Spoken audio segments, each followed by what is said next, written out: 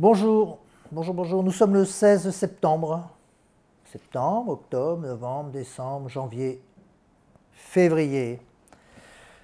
Voilà, nous sommes maintenant en février et le congrès Hypnose et douleur, avec ce titre tellement précieux aujourd'hui, De l'ombre à la lumière, commence. Il va commencer avec Gaston Brosseau, que vous connaissez si bien.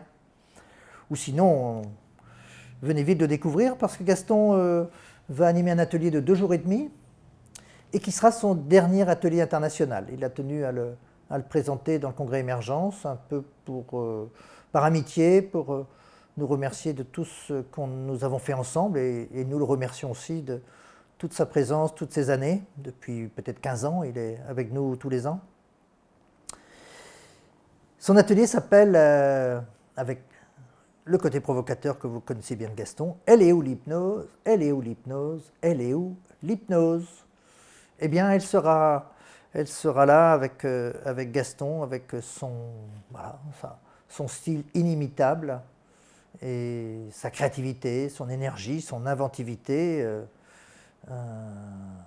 avec ses 80 ans qu'il vient de fêter. Eh oui, qui l'eût cru? 80, et toujours aussi jeune et aussi dynamique. Et puis, donc ça, ce sera le grand atelier, masterclass, comme on appelle. Ensuite, il y aura des journées. Enfin, la journée du mercredi, 10 février, il y aura plusieurs ateliers. Il y en aura exactement 7. D'abord, Franck Bernard, médecin anesthésiste, qui est un de nos grands piliers émergence depuis toutes ces années aussi, a ressenti le besoin qu'ont les soignants d'être plus capables, mieux capables, si c'est un peu français, d'annoncer des difficultés, des moments difficiles, des maladies, des deuils, des problèmes de grossesse, enfin bref, des pathologies ou autres à leurs patients, ce qu'on appelle les annonces. Et Franck a fabriqué un programme spécial pour vous aider à être plus à l'aise dans ce moment-là, à mieux repérer l'état psychologique de la personne ou des personnes à qui vous allez vous adresser, mieux utiliser les mots, mieux utiliser la communication, la bonne communication, la transconversationnelle. Enfin, et vous savez que quand une annonce est bien faite, ce moment qui quelquefois dure 10 minutes, un quart d'heure, 20 minutes, eh bien, ça peut engager une partie en tout cas de l'évolution de ces personnes-là. Donc c'est extrêmement précieux de bien annoncer les choses. Voilà, avec Franck Bernard, on parle d'annonce de décès. Eh bien, Jacqueline Clédière, depuis plusieurs années, 8 ou 10 ans, va d'hôpital en hôpital, à chaque fois que la demande est formulée, pour aider les soignants à mieux se protéger par rapport au deuil qui arrive forcément dans des établissements de santé, ou mieux se ressourcer quand il y a eu des situations difficiles. Alors il va animer un atelier qui s'appelle Les vivants, les morts et les douleurs chroniques. Elle va axer ça aussi sur l'apparition de douleurs chroniques chez des patients, chez des soignants. Oui, évidemment, à la période que nous venons de traverser, dans laquelle nous sommes encore, rend cet atelier d'autant plus d'actualité, je dirais un peu malheureusement, mais de toute période et de toute époque. Bien travailler par rapport au décès, bien s'occuper de ces situations-là est essentiel.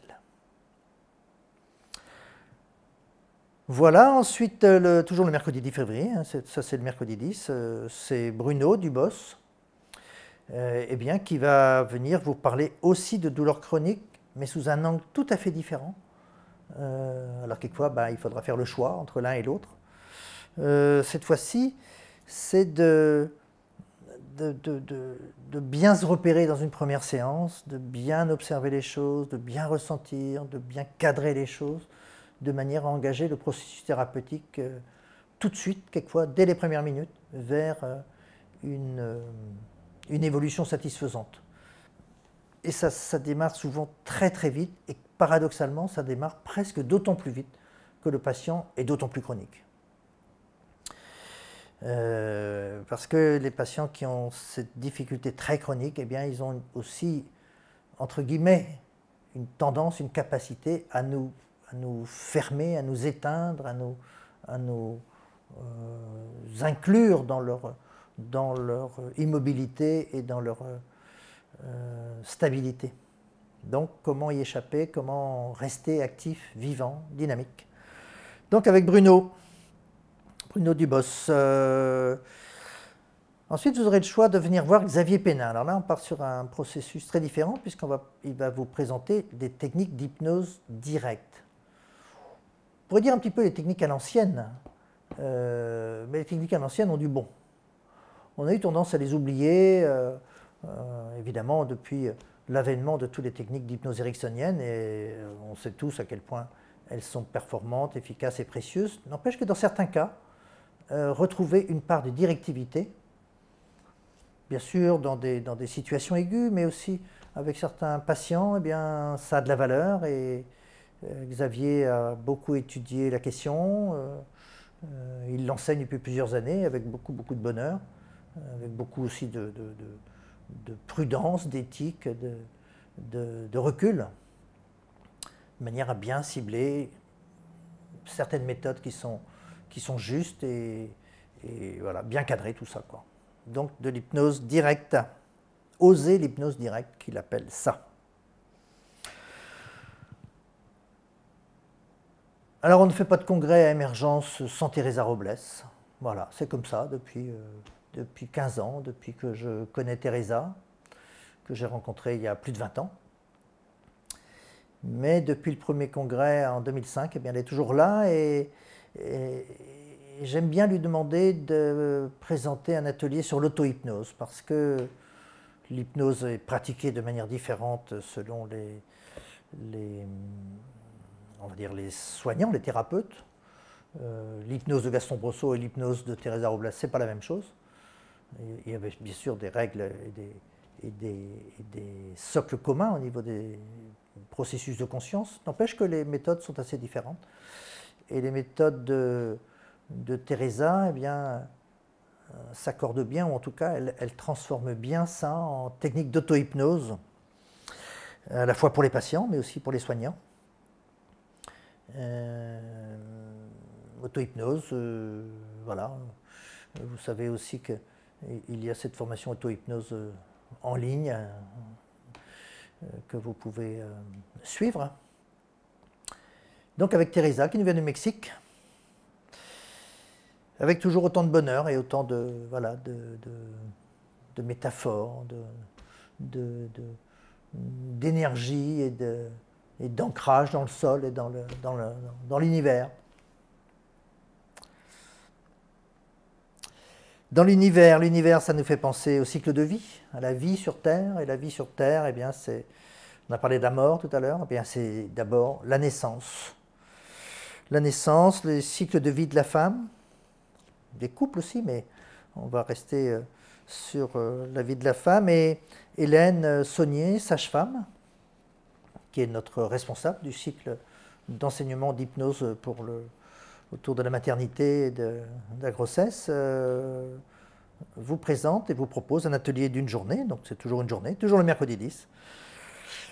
Cette fois-ci, elle va vous accompagner par rapport aux patients qui ont des problèmes d'infertilité. Vous savez à quel point c'est compliqué. C'est compliqué à la fois les accompagnements pour les couples infertiles. C'est compliqué quand des couples désirent tellement un enfant et ne peuvent pas combler ce désir-là. Et puis aussi, donc l'infertilité et aussi la ménopause. Donc elle va avoir 2 temps du cycle de vie de la femme, avec ben voilà, des connaissances, des méthodes, des techniques tout à fait adaptées sur ces temps-là. Et je vais finir cette présentation des ateliers du pré-congrès de février pour parler de celles que j'aime appeler les princesses de Belgique, les princesses de Bruxelles. Alors, ce ne sont pas des princesses royales, mais ce sont des princesses médicales. Elles s'appellent Fabienne Relands, Christine Watremest, toutes les deux professeurs en anesthésie à l'hôpital de Bruxelles, un des hôpitaux de Bruxelles. Et ce sont voilà, des stars un peu dans ce milieu de l'utilisation de l'hypnose dans ces situations difficiles, opératoires, des patients en difficulté, avant les interventions, pendant, après. Elles font de l'hypnose au quotidien, tout le temps, avec tous les patients. Et elles ont développé des compétences, des capacités un peu hors normes. Il y en a d'autres hein, qui ont des compétences aussi extrêmement high, de très haut niveau, mais elles en font partie largement, à la fois comme praticienne, mais aussi comme conférencière. Et puis le terme de star ne vient pas là tout à fait par hasard, puisque un cinéaste belge qui s'appelle Bruno Trac a finalisé un film, un grand film pour la télévision et le cinéma, qui s'appelle, avec cette phrase que vous connaissez tous, et qu'on prête à Milton Erickson, ce bout de phrase qui dit « Ma voix t'accompagnera ». Parce qu'Erickson, volontiers, quand il commençait une hypnose, il dit « Et vous partez là-bas, et ma voix vous accompagnera ». Eh bien, ce film s'appelle comme ça. Ce film qui vient d'être présenté en avant-première en Belgique et qui vient de sortir sur des écrans de cinéma, là aussi, à Bruxelles et dans le pays. Peut-être qu'il viendra aussi un jour sur les écrans de cinéma français, on ne sait pas. Mais en tout cas, il vous sera présenté aux participants au congrès en soirée. Je crois que ce sera le jeudi soir, même si ma mémoire ne me trompe pas. Donc il y aura l'atelier avec Christine et Fabienne le mercredi. Et ce film-là, Ma voix t'accompagnera, jeudi soir, avec elles seront là, bien sûr, avec un débat et des échanges avec vous. Voilà pour cet avant-congrès. Voilà, beaucoup d'entre vous seront présents au congrès, et beaucoup d'entre vous viendraient le mercredi. Et déjà aussi, beaucoup de gens d'entre vous sont inscrits pour cette masterclass de Gaston Brosso. Voilà, je vous dis à très bientôt, février, Saint-Malo, et nous allons vivre notre premier congrès hivernal. Et vous savez à quel point l'hiver est beau en Bretagne et lumineux. À bientôt.